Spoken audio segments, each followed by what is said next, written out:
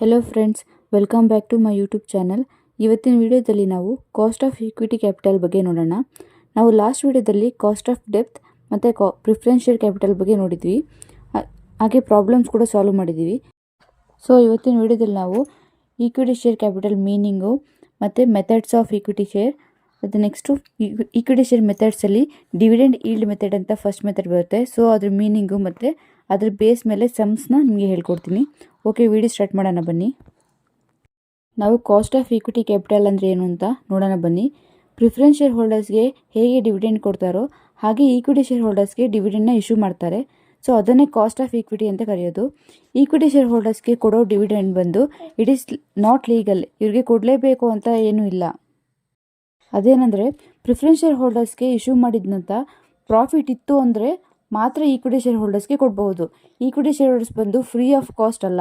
But preference share ಹೋಲ್ಡರ್ಸ್ಗೆ dividend pay ಮಾಡಿದಾದಮೇಲೆ excess profit ಇದ್ದರೆ ಮಾತ್ರ ಈಕ್ವಿಟಿ ಶೇರ್ ಹೋಲ್ಡರ್ಸ್ಗೆ ಕೊಡ್ತಾರೆ. ಓಕೆನಾ? ಶೇರ್ ಹೋಲ್ಡರ್ಸ್ ಬಂದು ಏನು ಇಂಟ್ರೆಸ್ಟಿಂದ ಇನ್ವೆಸ್ಟ್ ಮಾಡ್ತಾರೆ ಅಂದರೆ ಎಕ್ಸ್ಪೆಕ್ಟೇಷನ್ಸ್ ಆಫ್ ಡಿವಿಡೆಂಡ್. ಸೊ ಅವ್ರಿಗೆ ಡಿವಿಡೆಂಡೇ ಇನ್ಕಮ್ ಆಗಿರುತ್ತೆ. ಕಾಸ್ಟ್ ಆಫ್ ಈಕ್ವಿಟಿ ಅಂದರೆ ಏನಂದರೆ minimum rate of return. Equity share ಕ್ಯಾಪಿಟಲಿ ಯಾವ್ಯಾವ ಮೆಥಡ್ ಬರುತ್ತೆ ನೋಡೋಣ ಬನ್ನಿ. ಸೊ ಫಸ್ಟ್ ಒನ್ ಬಂದು dividend yield method, second one ಬಂದು ಅರ್ನಿಂಗ್ ಪ್ರೈಸ್ ಮೆಥಡ್, ಬಂದು dividend price plus growth rate approach, last one ಬಂದು ರಿಯಲೈಸ್ಡ್ ಈಲ್ಡ್ ಅಪ್ರೋಚ್. ಸೊ ಇಷ್ಟು ಮೆಥಡ್ ಇದೆ ಕಾಸ್ಟ್ ಆಫ್ ಈಕ್ವಿಟಿ ಅನಾಲಿಸಿಸ್ ಮಾಡೋಕ್ಕೆ. ಇದರಲ್ಲಿ ನಾವು ಫಸ್ಟ್ ಮೆಥಡ್ ಬಂದು ಡಿವಿಡೆಂಡ್ ಈಲ್ಡ್ ಮೆಥಡ್ ನೋಡೋಣ ಬನ್ನಿ. ಡಿವಿಡೆಂಡ್ ಈಲ್ಡ್ ಮೆಥಡ್ ಅಂದರೆ ಏನಂದರೆ ಇದರಲ್ಲಿ the cost of equity is calculated on the basis of rate of interest. ಅಂದರೆ ಎಕ್ಸ್ಪೆಕ್ಟೆಡ್ ಡಿವಿಡೆಂಡ್ನ ಬೇಸ್ ಆಗಿಟ್ಟು ಇವರು ಕ್ಯಾಲ್ಕುಲೇಟ್ ಮಾಡ್ತಾರೆ. ಎಕ್ಸ್ಪೆಕ್ಟೆಡ್ ಡಿವಿಡೆಂಡ್ ಅಂದರೆ ಏನಂದರೆ ಲಾಸ್ಟ್ ಇಯರ್ ಡಿವಿಡೆಂಡ್ನ ಬೇಸ್ ಆಗಿಟ್ಟು ಅದೇನೇ ಈ ವರ್ಷವೂ ಇರುತ್ತೆ ಅಂತ ಎಕ್ಸ್ಪೆಕ್ಟೇಷನಿಂದ ಪ್ರೆಸೆಂಟ್ ಮಾರ್ಕೆಟ್ ವ್ಯಾಲ್ಯೂ ಮೆನ್ಷನ್ ಮಾಡೋಕ್ಕೋಸ್ಕರ ಅವರು ಕ್ಯಾಲ್ಕುಲೇಟ್ ಮಾಡ್ತಾರೆ. ಇದನ್ನು ಡಿವಿಡೆಂಡ್ ಈಲ್ಡ್ ಮೆಥಡ್ ಅಂತ ಕರೀತಾರೆ. Next dividend yield method formula ನೋಡೋಣ ಬನ್ನಿ. So cost of equity is equal to D divide by N P.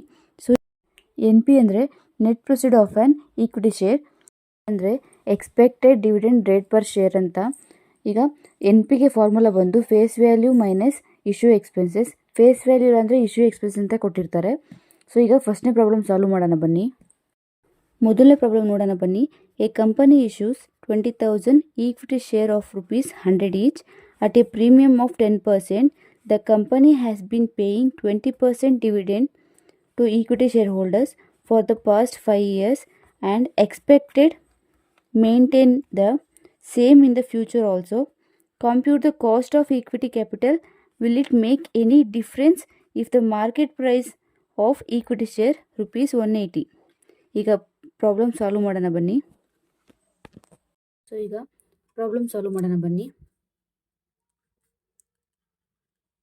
Solution. So first formula ಹಾಕೊಡೋಣ. Cost of equity is equal to D divide by N P. So ಈಗ ಸಮ್ಮಲ್ಲಿ D ಎಷ್ಟು ಕೊಟ್ಟಿದ್ದಾರೆ, dividend ಬಂದು 20% ಕೊಟ್ಟಿದ್ದಾರೆ. So N P ನೋಡೋಣ. Net proceed ಬಂದು ಎಷ್ಟಿದೆ, ಸೊ ಫೇಸ್ ವ್ಯಾಲ್ಯೂ ಪ್ರೀಮಿಯಮ್ ಕೊಟ್ಟಿದ್ದಾರೆ plus premium issue. So face value ಒಂದು 100 ಇದೆ ಪ್ಲಸ್ ಪ್ರೀಮಿಯಮ್ ಬಂದು ಎಷ್ಟಿದೆ, 10% ಇದೆ. ಓಕೆನಾ? ಸೊ ಈಗ 100 ಪ್ಲಸ್ 10% ಮಾಡಿದ್ರೆ ನಿಮಗೆ 10 ಬರುತ್ತೆ, ಇಸ್ ಈಕ್ವಲ್ ಟು 110. ಸೊ ಎಷ್ಟು ಬರುತ್ತೆ ನೋಡಿ ಬನ್ನಿ ನೋಡೋಣ ಆನ್ಸರು. ಸೊ ಫಾರ್ಮುಲಾ ಅಪ್ಲೈ ಮಾಡೋಣ. Cost of equity is equal to D divide by N P. So ಈಗ ಡಿ ಎಷ್ಟಿದೆ 20, ಎನ್ ಪಿ ಬಂದು 110 ಇದೆ. ಸೊ ಎಷ್ಟು ಬರುತ್ತೆ ಬನ್ನಿ ನೋಡೋಣ.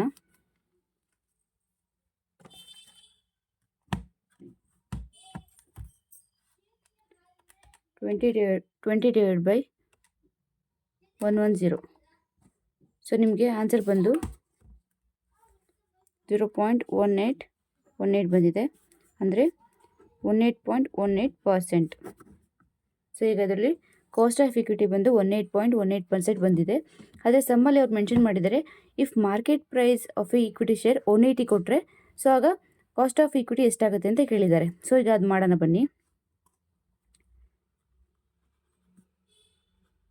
if market price of a equity is 180.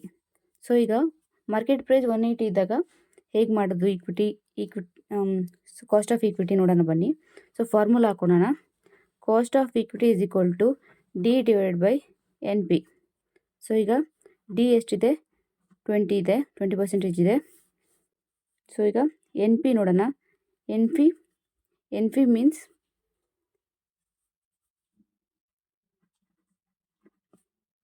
That is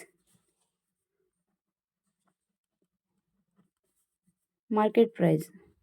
so market price ಎಷ್ಟು ಕೊಟ್ಟಿದ್ದಾರೆ, 180 ಕೊಟ್ಟಿದ್ದಾರೆ.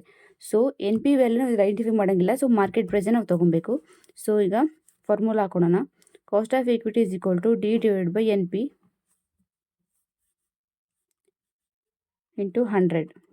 ಸೊ ಡಿ ಎಷ್ಟಿದೆ, 20, ಎನ್ ಪಿ 180 ಇಂಟು 100 ಎಷ್ಟು ಬರುತ್ತೆ ನೋಡೋಣ ಬನ್ನಿ.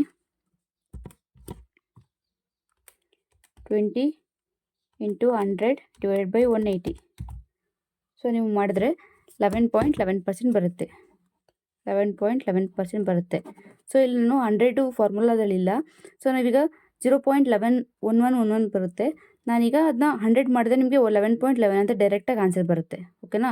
ಸೊ ಈಗ ಮಾರ್ಕೆಟ್ ಪ್ರೈಸ್ 180 ಕೊಟ್ಟಾಗ ನಿಮಗೆ ಕಾಸ್ಟ್ ಆಫ್ ಈಕ್ವಿಟಿ ಬಂದು 11.11% ಬರುತ್ತೆ. ಇಲ್ಲಿಗೆ ಈ ಪ್ರಾಬ್ಲಮ್ ಕಂಪ್ಲೀಟ್ ಆಯಿತು. ಸೆಕೆಂಡ್ ಪ್ರಾಬ್ಲಮ್ನ ನೀವೇ ಸಾಲ್ವ್ ಮಾಡಿ. ನಿಮ್ಗೆ ಏನಾದರೂ ಡೌಟ್ ಇದ್ದರೆ ಕಮೆಂಟ್ಸ್ ಬಾಕ್ಸಲ್ಲಿ ಕೇಳಿ, ನಾನು ನಿಮ್ಗೆ ರಿಪ್ಲೈ ಮಾಡ್ತೀನಿ. ಇವತ್ತಿನ ವಿಡಿಯೋ ನಾನು ಇಲ್ಲಿಗೆ ಮುಗಿಸ್ತಾ ಇದ್ದೀನಿ. Thank you for watching.